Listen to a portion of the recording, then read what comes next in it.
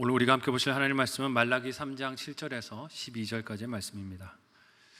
구약성경 1329페이지 전으로 있습니다. 말라기 3장 7절에서 12절까지의 말씀을 저와 여러분이 한 목소리로 합독하시겠습니다. 만군의 여호와가 이르노라, 너희 조상들의 날로부터 너희가 나의 규례를 떠나 지키지 아니하였도다. 그런즉 내게로 돌아오라, 그리하면 나도 너희에게로 돌아가리라 하였더니 너희가 이르기를 우리가 어떻게 하여야 돌아가리이까 하는도다. 사람이 어찌 하나님의 것을 도둑질하겠느냐. 그러나 너희는 나의 것을 도둑질하고도 말하기를 우리가 어떻게 주의 것을 도둑질하였나이까 하는도다. 이는 곧 11조와 봉헌물이라. 너희 곧 온 나라가 나의 것을 도둑질하였으므로 너희가 저주를 받았느니라. 만군의 여호와가 이르노라, 너희의 온전한 11조를 창고에 들여 나의 집에 양식이 있게 하고 그것으로 나를 시험하여 내가 하늘 문을 열고 너희에게 복을 쌓을 곳이 없도록 붙지 아니하나 보라. 만군의 여호와가 이르노라, 내가 너희를 위하여 메뚜기를 금하여 너희 토지 소산을 먹어 없애지 못하게 하며 너희 밭에 포도나무 열매가 기한 전에 떨어지지 않게 하리니 너희 땅이 아름다워짐으로 모든 이방인들이 너희를 복되다 하리라. 만군의 여호와의 말이니라. 아멘. 함께 읽은 본문의 말씀을 가지고 11조의 신앙 고백이란 제목으로 말씀 나누도록 하겠습니다. 제가 성만교회 부임한 게 2021년 8월이었습니다. 2021년 8월에 부임해서 올해로 사역 4년째를 맞이하고 횟수로는 5년째에 이르게 되었습니다. 아무도 놀라는 분이 안 계시군요. 돌아보는데 와, 시간이 이렇게 빨리 갔나? 저는 깜짝 놀랐습니다. 지나온 시간들이 어떻게 이렇게 빨리 흘러갔는지 모르겠어요. 여러 설교들을 했었는데 돌아볼 때 제가 헌금에 대해서는 설교한 적이 있을까요? 없을까요? 어떻게 이렇게 헌금에 대해서는 설교한 적이 없었던 것 같습니다. 이유가 무엇일까? 제 스스로 깊이 생각해 봤어요. 사역을 이 정도 했는데 헌금에 대해서는 왜 설교하지 않았을까? 성도 여러분들께서 믿음으로 하고 계실 것을 제가 믿었기 때문이고, 그렇기도 하지만 또 이 주제를 꺼내서 다루기가 제 마음이 어려움도 있었기 때문입니다. 어렵기도 했어요. 헌금 설교하는 것이 쉽지가 않습니다. 특히 요즘처럼 교회가 여러 사람들에게 비판을 받는 상황에서 헌금 설교는 자칫하면 오해를 불러일으킬 수도 있기 때문이에요. 꺼려지는 마음이 있었습니다. 하지만 그것이 과연 우리 신앙생활에 유익할 것인지 또 하나님께서 원하시는 것인지 생각해 봤을 때 돌아볼 때 회개가 되었습니다. 또한 제 안에 이런 회개도 됐어요. 성도들이 하나님으로부터 받을 은혜와 복을 내가 이 설교를 안에서 가로막고 있는 것은 아닌가, 이런 생각도 들었습니다. 왜냐하면 그렇게 위축된 마음이 하나님에 대한 사랑도 아니고 우리 교회 공동체와 성도 여러분들을 사랑하는 사랑도 아니다 하는 생각이 들었기 때문이에요. 그래서 오늘 저는 저의 회개이자 또 적용으로 헌금과 11조에 대해서 설교를 좀 하려고 합니다. 오늘 우리가 함께 읽은 말라기서의 말씀, 그 시대적인 상황은 이스라엘 백성들이 바벨론 포로 생활을 끝내고 고국으로 돌아온 이후의 시간입니다. 타국에서 노예와 나그네로 살았던 시간을 뒤로하고 고향인 예루살렘으로 이스라엘 백성들이 돌아왔지만 돌아온 고국의 형편은 어땠을까요? 참담했습니다. 너무 힘들고 어려운 삶이 이어지고 있었어요. 그들의 형편은 가난했고 괴로웠습니다. 무너졌던 성벽과 성전을 간신히 다시 재건해서 거기서 하나님께 예배를 드리는 형식은 갖추고 있었지만 그 속에 무엇이 없었을까요? 마음, 진심이 없었습니다. 하나님께서 그 증거를 무엇이라고 말씀하실까요? 말라기서 1장 13절의 말씀을 제가 한번 읽어드리겠습니다. 만군의 여호와가 이르노라, 너희가 또 말하기를 이 일이 얼마나 번거로운고 하며 코웃음치고 훔친 물건과 저는 것, 병든 것을 가져왔느니라. 너희가 이같이 봉헌물을 가져오니 내가 그것을 너희 손에서 받겠느냐? 이는 여호와의 말씀이니라. 아멘. 예배 억지로 마지못해서 와서 앉아있기는 했는데 거기에 무엇이 없습니까? 사랑이 없어요. 마음이 없습니다. 그러니 제물로 어떤 것을 가져와 하나님께 내놓았습니까? 훔친 것과 저는 것과 병든 것들을 가져왔다라고 하나님이 탄식하세요. 이런 마음 심보가 아닐까요? 내가 쓰기는 좀 꺼림칙하고 그러자고 버리기는 아깝고 그러니 누구에게 주자? 하나님께나 제물로 드리자 하고 하나님께 드렸던 것입니다. 원래 이런 것들은 하나님께 합당한 제물들이 될 수가 없었어요. 레위기 22장 20절의 말씀을 우리 같이 한 목소리로 읽어보도록 하겠습니다. 같이 읽습니다. 시작. 흠이 있는 것은 무엇이나 너희가 드리지 말 것은 그것이 기쁘게 받으심이 되지 못할 것임이니라. 아멘. 흠 있는 것을 왜 드리지 말라고 하십니까? 하나님께서 기쁘게 받아주실 수가 없다 하는 것이에요. 왜 하나님께서 제물에 흠 없는 것을 요구하시는 것일까요? 그것은 하나님을 향한 구별된 마음과 중심을 담은 사랑과 진전한 관계가 그 흠 없는 것에 담기기 때문이 아니겠습니까? 그렇지만 포로 생활이 끝나고 고국으로 돌아온 이스라엘 백성들은 몸은 돌아왔어도 무엇이 돌아오지 않았어요? 마음이 아직 돌아와 있지 않았던 것입니다. 이런 그들의 망설임은 그들의 경제적으로 어려웠던 현실의 삶이 한몫을 했을 겁니다. 왜냐하면 이제 고국에 돌아와서 안정된 삶을 그들이 원했지만 오히려 바벨론에서 포로로 살 때보다 더 경제적으로 힘들었기 때문이에요. 더한 가난과 궁핍, 많은 문제들을 그들이 돌아온 고향 땅에서 겪고 있었기 때문입니다. 그 안에 하나님에 대한 실망이 있고 원망이 있고 서운함이 배어 있었을 거예요. 우리도 그렇지 않습니까? 나름대로 하나님을 섬긴다고 애를 썼는데 하는 일마다 가로막히고 자녀는 속을 썩이고 많은 노력을 해도 처지가 변하지 않는 것 같을 때 이런 매너리즘에 빠지기가 쉽습니다. 예배 드려봐야 무엇하나, 헌금 드려봐야 무엇하나, 봉사하고 애써봐야 무엇하나, 내 현실이 하나 달라지는 게 없고 좋아지는 것이 없으니 예배를 드리면서도 몸만 와 있고 마음은 다른 곳에 가 있는 것이죠. 두려워서 마지못해 예배 자리에 있고 물질과 시간을 헌신하는 모양새, 외형은 갖추고 있지만 무엇이 없습니까? 마음이, 심장이, 하나님 향한 사랑이 없는 것입니다. 이런 말라기 당시 이스라엘 백성들을 향해 하나님 어떻게 그들의 마음을 돌이키고 돌아오라고 하십니까? 이 말씀을 통해 우리의 신앙과 삶을 어떻게 하나님의 뜻대로 돌이킬 수 있을까? 함께 두 가지로 생각해 보기를 원합니다. 첫 번째로 11조와 헌금은 돌이킨 신앙의 신앙 고백의 표지라고 하세요. 함께 오늘 본문 7절에서 8절을 한 목소리로 읽어보도록 하겠습니다. 같이 읽습니다. 시작. 만군의 여호와가 이르노라 너희 조상들의 날로부터 너희가 나의 규례를 떠나 지키지 아니하였도다. 그런즉 내게로 돌아오라. 그리하면 나도 너희에게로 돌아가리라 하였더니 너희가 이르기를 우리가 어떻게 하여야 돌아가리이까 하는도다. 사람이 어찌 하나님의 것을 도둑질하겠느냐. 그러나 너는 나의 것을 도둑질하고도 말하기를 우리가 어떻게 주의 것을 도둑질하였나이까 하는도다. 이는 곧 11조와 봉헌물이라. 아멘. 고향으로 돌아온 이스라엘 백성들은 그 선택에 대한 기대가 있었을 거예요. 우리가 바벨론에서의 삶을 이제 정리하고 고향 예루살렘으로 유다로 돌아가니 하나님께서 복을 주실 것이다 하는 기대의 마음이 있었을 겁니다. 받아야 할 70년의 징계 형벌을 다 받고서 고향으로 돌아왔으니 이제는 하나님이 풍요를 주시고 안전을 주시고 평화로운 삶을 주실 것이라 기대하는 마음이 있었을 거예요. 그런데 현실은 어땠습니까? 그러지를 못했어요. 주변 나라들은 계속해서 이스라엘을 침략하고 괴롭혔습니다. 경제적으로는 힘든 상황을 벗어나지를 못했어요. 농사만 지으면 병충해가 나서 흉년이 들어서 힘든 시간을 보냈습니다. 그러니 신앙생활도 같이 위축이 되는 것입니다. 경제와 사회적으로 정치적으로 상황이 위축이 되면 우리의 지출 중에 무엇이 먼저 줄어듭니까? 나에게 직접적으로 쓰여지는 것이 아니라고 여겨지는 것들을 줄이게 되어 있어요.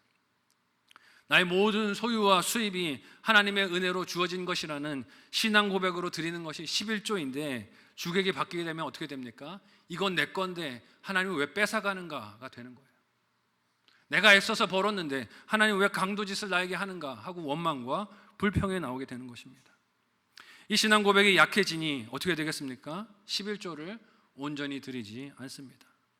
내 생각과 기준으로 바꾸는 것이죠. 그러면서도 하나님께 어떤 원망과 불평을 합니까? 왜 내 필요는 채워주지 않습니까? 원망과 불평을 그칠 줄을 모릅니다. 하지만 오늘 본문에서 하나님이 하시는 말씀이 무엇입니까? 그 백성이 먼저 하나님께 전심으로 돌아와야 한다는 거예요. 하나님께서 그들에게로 돌아가 복을 주실 수 있도록 그들이 먼저 하나님께 돌이키는 변화, 그리고 회개가 있어야 한다고 하세요. 그 회개의 표지이자 신앙 고백의 표지가 무엇이라고 하십니까? 한번 따라해 보겠습니다. 11조. 11조라는 거예요. 하나님께 11조를 드리고 헌금을 드리고 하나님 앞에 물질의 헌신을 하는 것이 하나님께 마음이 돌아간 증거라고 하십니다. 읽은 8절 말씀은 그것이 하나님의 것을 도적질한 11조와 봉헌물을 다시 회복하는 것이다 라고 하세요. 하나님께 소홀했던 마음, 떠나 있었던 마음, 사랑에 식었던 마음이 다시 제자리를 찾아가는 구체적인 표현이 11조와 헌금의 회복이라는 것입니다. 종교개혁자였던 마틴 루터는 회개가 있어야 하는 사람의 구체적인 부분들이 이 세 가지다라고 말을 했어요. 제가 한번 알려드릴게요. 첫 번째는 가슴이고요, 두 번째는 머리고, 세 번째는 뭡니까? 지갑이에요. 지갑. 여러분 웃으시지만 이게 농담이 아니란 뜻이에요. 지갑이 하나님 앞에 회개하는 모습이 있어야 구체적인 회개라는 뜻입니다. 매주 봉헌기도 시간에 제가 기도하듯 헌금과 11조는 우리들의 신앙 고백인 줄 믿으시기 바랍니다. 체면 때문에 하는 게 아니에요. 우리의 신앙 고백입니다. 세상 사람들이 온통 물질과 돈을 주인처럼 숭배하며 따르는 가치 속에서 내 인생의 주인은 누구라고 고백하는 거예요? 하나님이십니다. 내 삶의 주인은 하나님이 되십니다. 신앙 고백하는 것이 구체적인 표현이 11조와 헌금이라는 것입니다. 세상은 이런 성도들의 선택과 결정을 이해합니까? 못합니까? 이해 못합니다. 왜냐하면 그들 눈에는 하나님께 드리는 돈도 시간도 헌신도 다 낭비로 보이고 비합리적인 행동으로 보이기 때문이에요. 심지어 예수님의 제자들도 그런 태도를 보일 때가 있었습니다. 마태복음 26장 6절에서 9절까지의 말씀을 우리 같이 한 목소리로 읽어보도록 하겠습니다. 같이 읽습니다. 시작. 예수께서 베다니 나병 환자 시몬의 집에 계실 때 한 여자가 매우 귀한 향유 한 옥합을 가지고 나와서 식사하시는 예수의 머리에 부으니 제자들이 보고 분개하여 이르되 무슨 의도로 이것을 허비하느냐, 이것을 비싼 값에 팔아 가난한 자들에게 줄 수 있었겠도다 하거늘. 아멘. 십자가 죽음을 앞두신 예수님을 사랑했던 한 여인이 자기 가진 가장 귀한 향유를 예수님께 가지고 나와 전부 다 부어드렸습니다. 그것이 그녀의 신앙 고백이었어요. 주님께서 자신의 구원자가 되시며 이루실 십자가 죽음의 사명을 준비하시는 그것에 내가 헌신합니다 하는 표현이 이 향유를 드린 사건이었습니다. 그렇지만 이 향유의 물질적인 가치만 계산했던 제자들은 어떻습니까? 읽은 말씀을 보니 이 모습을 보고 분개했다 기록하고 있어요. 화를 냈다는 뜻입니다. 그들을 구원하시는 예수님의 십자가 죽음과 그 사랑을 제자들이 알지도 못하고 믿지도 못하니 화를 내는 것이죠. 바른 신앙 고백이 없으니 어떻습니까? 하나님께 드리는 것이 아깝습니다. 값을 따지게 됩니다. 그래서 드리면서도 기쁨보다 무엇이 많습니까? 걱정과 염려와 고민이 많습니다. 어떤 걱정들을 합니까? 이 돈으로 11조를 드리면 우리 애들 학원은 어떻게 보내나, 이런 걱정하지 않으세요? 11조 드릴 때 이런 고민은 안 하십니까? 세전으로 해야 되나 세후로 해야 되나. 11조를 드려야 되는데 어느 걸로 하는 게 맞는 건가? 새가족 성경 공부하면 그거 물어보는 분들 꽤 계시다 그래요.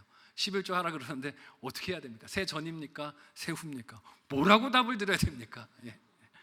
여러분, 이걸로 한 달 우리 가정에 식비를 보태면 더 맛있는 거 많이 먹을 수 있는데 이런 고민 너머로 드리는 11조 혹은 헌금이 하나님의 기쁨이 될 수 있을까요? 벌써 그 계산하고 고민하고 염려하는 것이 우선순위가 마음에서 밀려있다는 증거가 아니겠습니까? 하나님이 이처럼 11조로 표현되어야 할 믿음이 사라졌던 이스라엘 백성들을 향해 무엇을 책망하시며 말씀하십니까? 함께 오늘 본문의 9절을 한 목소리로 읽어보도록 하겠습니다. 같이 읽습니다. 시작. 너희 곧 온 나라가 나의 것을 도둑질하였으므로 너희가 저주를 받았느니라. 아멘. 그들이 나라를 잃어버리고 포로 생활을 했던 것이 이유가 없는 비극이 아니었다는 뜻이에요.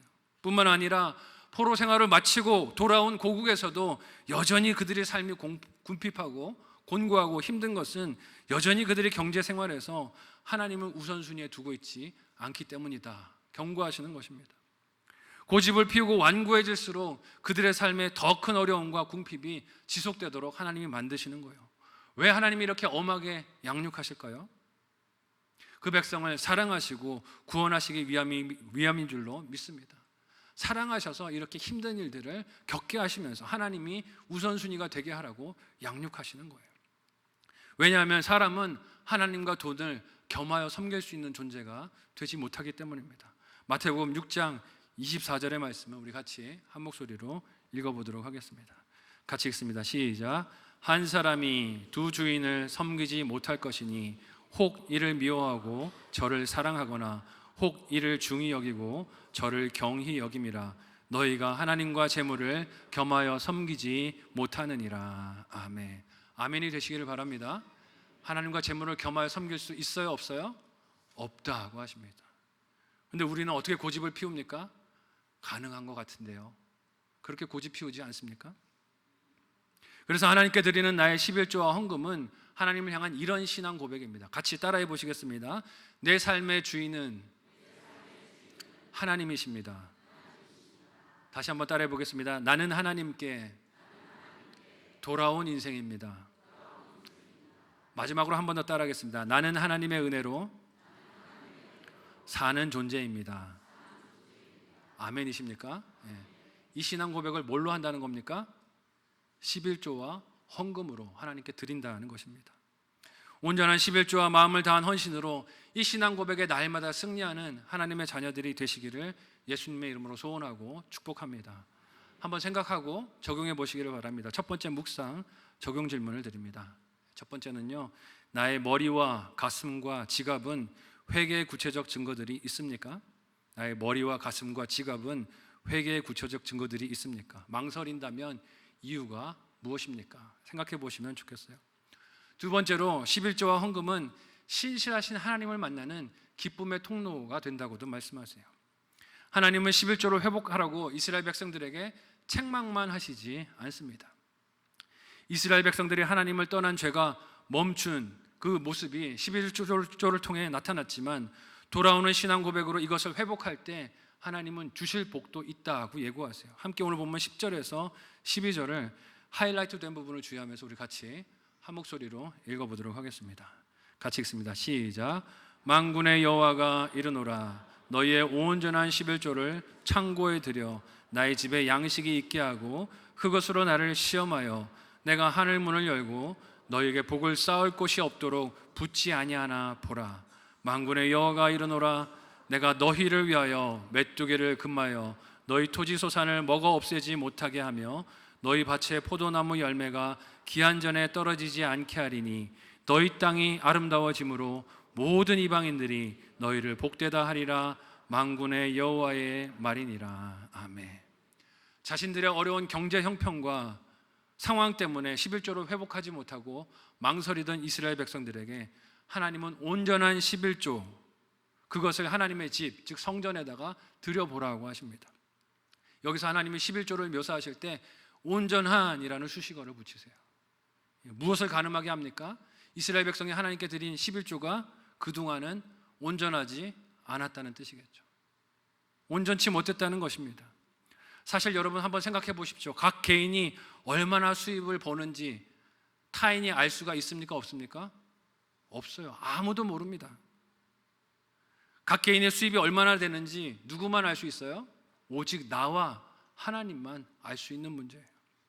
자기 자신이 아니면 모를 일입니다. 그러니 형편이 어려워지면 어떻게 핑계댈 수 있습니까? 내 수입을 조작할 수 있어요. 마치 세금을 조작하기 위해서 수입을 그렇게 탄로하듯이 내 수입이 적은 것으로 조작해서 그렇게 11조도 조절할 수가 있다는 것입니다. 알 사람이 있어요, 없어요? 아무도 없습니다. 하나님과 나 아니면 아무도 모를 일이에요. 하지만 하나님은 그 백성에게 온전한 11조를 회복하라고 하세요. 이유가 무엇입니까? 하나님이 그 일을 통해 너희에게 복을 주기를 원하신다는 것이에요. 믿으시기를 바랍니다. 하나님 복 주시기 원해서 이 온전한 11조를 회복하라고 하세요. 믿음으로 하나님께 순종할 때 하나님께서 필요한 것들을 가장 알맞은 때에 채우시고 돌보실 것이다 약속하시는 것입니다. 10절에서 하나님이 하늘 문을 열고 오라고 하신 말씀은 당시 이스라엘의 산업이 주로 농경이었기 때문에 그 일에 가장 절실하게 필요한 게 무엇이었을까요? 하늘에서 내리는 비겠죠. 농업을 하는 사회에서 비는 그야말로 하늘만 보고 기다려야 하는 대상 아니겠습니까? 사람이 이 땅에서 아무리 이리저리 발버둥을 치고 방법을 찾으려 해도 대안을 만들 수 없는 것이 하늘에서 내리는 비의 은혜입니다. 근데 하나님께서 온전한 11조를 회복하여 믿음으로 하나님을 찾는 백성들에게 그 은혜를 주시겠다, 그러니 믿음으로 드리라 하시는 거예요. 이렇게 필요한 비를 주실 뿐만이 아니라 이어지는 11절 말씀은 애써 경작하는 작물들이 메뚜기와 같은 병충해에 손해를 끼치는 어려움들로부터 보호하는 은혜를 베풀어 주시겠다고 하십니다. 여러분, 우리가 이 땅을 살아가면서 애써서 모은 물질들이 허망하게 날아가는 것들을 얼마나 많이 경험하고 삽니까? 분명히 내 손에 들어왔다고 생각했는데 전혀 생각도 못한 사건으로, 문제로, 메뚜기와 같은 재앙으로, 괴로움으로 인해 흔적도 없이 사라질 때가 왕왕 있습니다. 요즘 이것을 우리가 묵상하고 있는 잠언 말씀은 이렇게 묘사하고 있어요. 잠언 23장 5절의 말씀을 우리 같이 한 목소리로 읽어보도록 하겠습니다. 같이 읽습니다. 시작. 네가 어찌 허무한 것에 주목하겠느냐? 정령이 재물은 스스로 날개를 내어 하늘을 나는 독수리처럼 날아가리라. 아멘. 내가 아무리 애를 써서 모으고 잔뜩 모아놓고 야, 이것으로 내 영혼아 만족을 누리자 해도 하나님께서 메뚜기와 같은 고난을 보내시면 어떻게 된다는 거예요?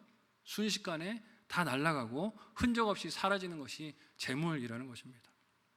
그런데 우선순위를 제대로 정하고 하나님께 온전한 11조를 드림으로 하나님께서 나의 주권자가 되심을 신앙 고백하면 하나님께서 그 믿음대로 우리의 재산을, 소유를 보호해 주시는 줄로 믿습니다. 이것을 믿음으로 마음에 붙드는 저와 여러분들이 되실 수 있기를 바라요. 그렇게 믿음으로 하나님을 경외하며 살면 그 삶을 어떻게 드러나도록 인도해 주신다고 하십니까?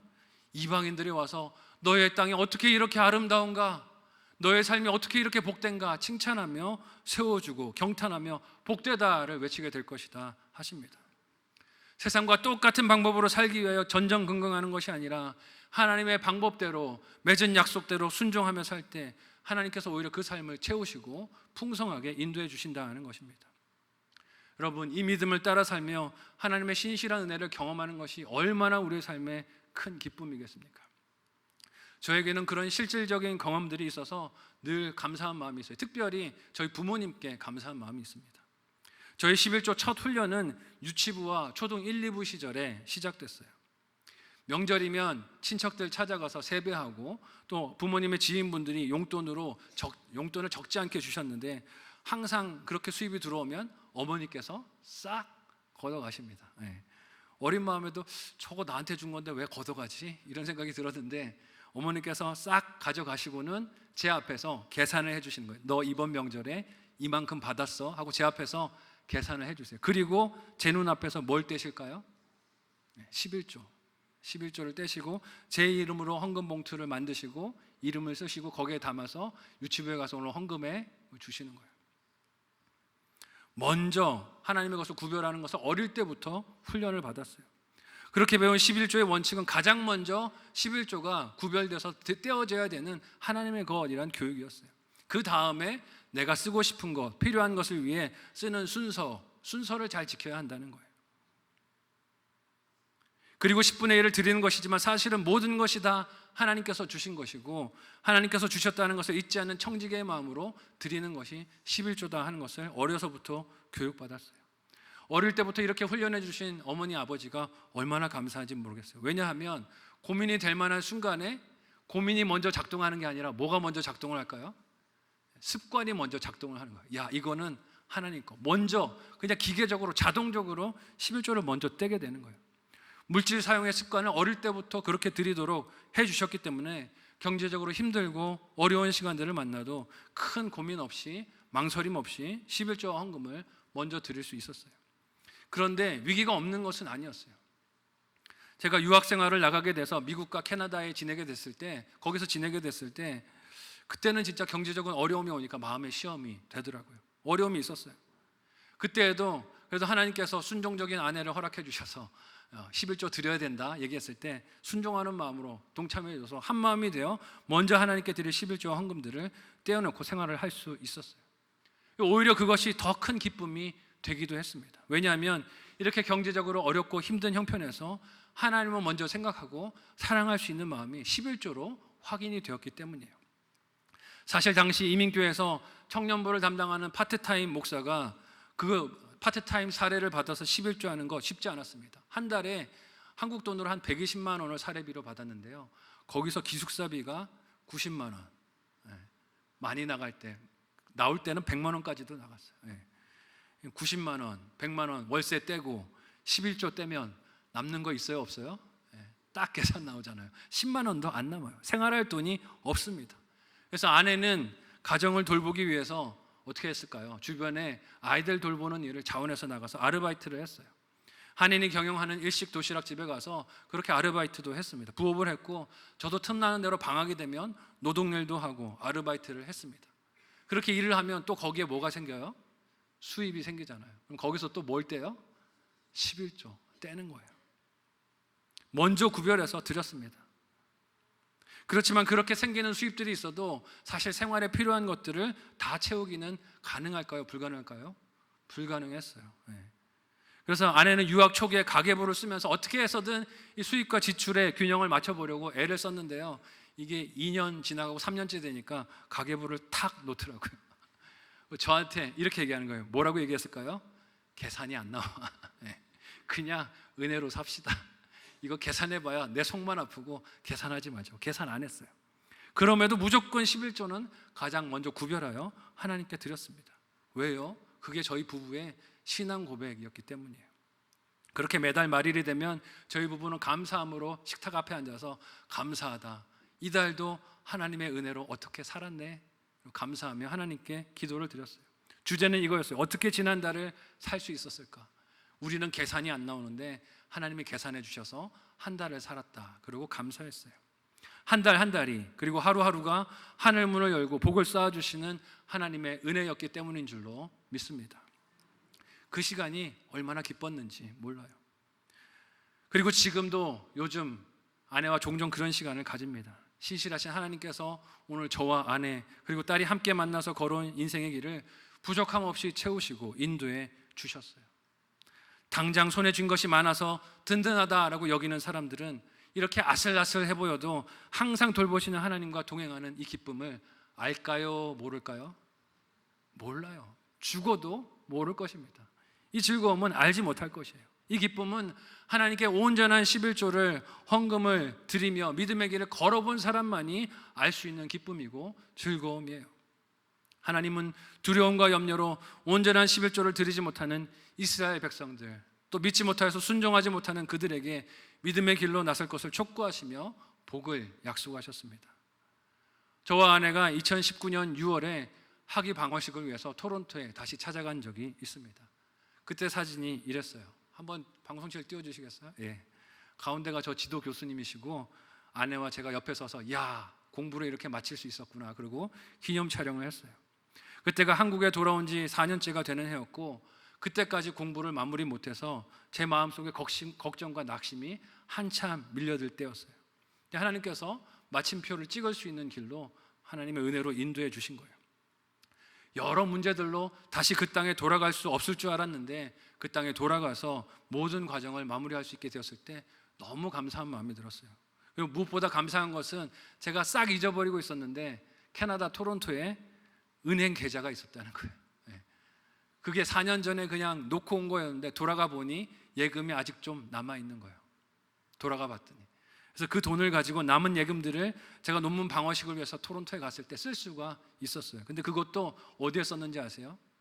제가 사역했던 교회 감사하다는 마음으로 감사 헌금 드리고 성도들이 점심 식사하는데 점심 식사 비용을 제 아내와 제가 감사하는 마음으로 헌금할 수 있었어요. 성도들이 맛있게 점심을 드시는데 얼마나 감격이 되든지. 그리고 돌아오는 길이 저랬어요. 마지막 토론토 공항에서 야, 이 땅 뜨기 전에 마지막으로 기념사진 하나 박자. 그래서 아내랑 저랑 이렇게 기념사진을 공항에서 찍었어요. 그리고 그 길에, 돌아오는 길에 제가 빈손으로 왔을까요? 저를 위해서 기도해 주신 분들, 또 물질로 도와주신 분들에게 선물도 하나씩 챙겨서 돌아올 수가 있었어요.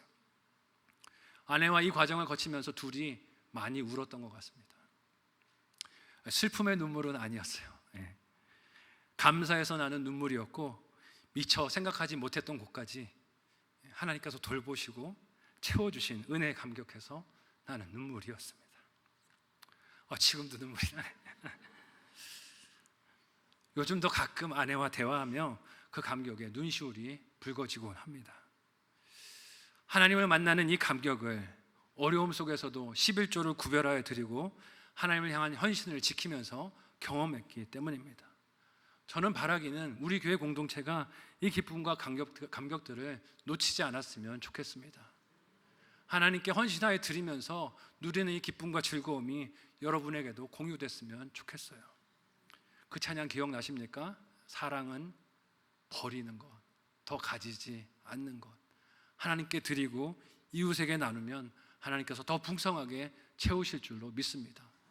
내가 가지려고 하면 없어지지만 드리고 나눠주고 헌신하면 하나님이 더 넘치게 채워주십니다.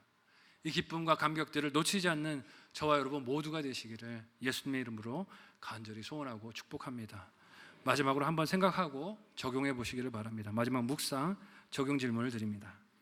첫 번째는요, 온전한 11조를 드리십니까? 온전한 11조를 드리십니까? 망설이신다면 이유가 무엇입니까? 생각해 보시면 좋겠어요. 두 번째, 11조와 헌금을 드리는 마음에 기쁨이 있으십니까? 어떻게 기쁨을 얻고 나눌 수 있을까요? 생각해 보시면 좋겠습니다. 11조는 하나님께서 내 모든 것의 공급자가 되시며 내 삶의 주인 되심을 나타내는 신앙 고백입니다. 그 신앙 고백은 오늘 내가 하나님의 말씀에 순종해서 살아가는 믿음의 증거이기도 하고, 신실하신 하나님께서 내 삶을 지켜보호하시는 은혜를 경험하는 기쁨과 감사의 통로이기도 합니다. 이 기쁨과 믿음을 잃지 않고 누리며 나누는 저와 여러분 모두가 되시기를 예수님의 이름으로 간절히 소원하고 축복합니다. 아멘. 함께 기도하겠습니다. 이 시간에 말씀을 기억하며 기도할 때 우리의 헌금 생활, 11조 생활을 돌아보며 또 회개할 부분들은 회개하면 좋겠습니다. 물질 만능주의와 배금주의가 가득한 세상 속에서 하나님이 내 삶의 주인 되신 신앙 고백은 하나님께 드리는 온전한 11조와 헌금, 헌신의 섬김으로 나타남을 봅니다. 혹시 내게 그 신앙 고백이 약했다면 돌이키는 마음을 허락하여 달라고 기도하시고, 그리고 하나님께서 놀랍게 채우신다 약속하신 그 말씀을 믿고 기쁨으로 드리는 신앙이 회복되는 우리가 되게 도와달라고 오늘 말씀을 생각하며 합심하여 함께 기도하겠습니다.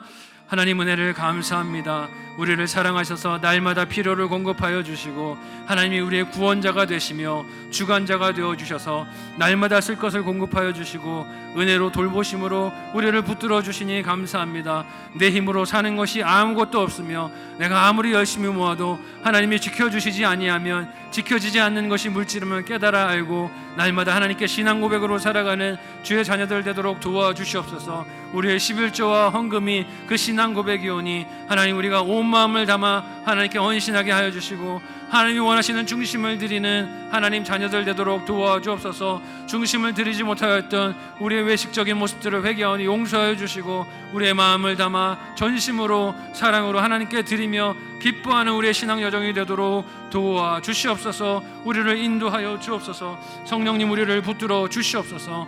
감사하며 예수님의 이름으로 기도하옵나이다. 아멘. 하나님 은혜를 감사합니다. 내게 있는 모든 것이 다 하나님께서 은혜로 주신 것들입니다. 그 신앙 고백으로 우리가 11조를 드리며 예물을 드릴 때 우리 마음에 기쁨이 넘치게 하여 주시고 하나님이 놀랍게 부으시며 채우시는 은혜들을 경험하게 도와주옵소서. 이 기쁨을 알지 못하는 세상 안타까운 영혼들에게 이 기쁨을 널리 전하여 알리며 복음 증거의 사명을 감당하는 하나님의 자녀들 다 되도록 도와주시옵소서. 감사하며 예수님의 이름으로 기도하옵나이다. 아멘.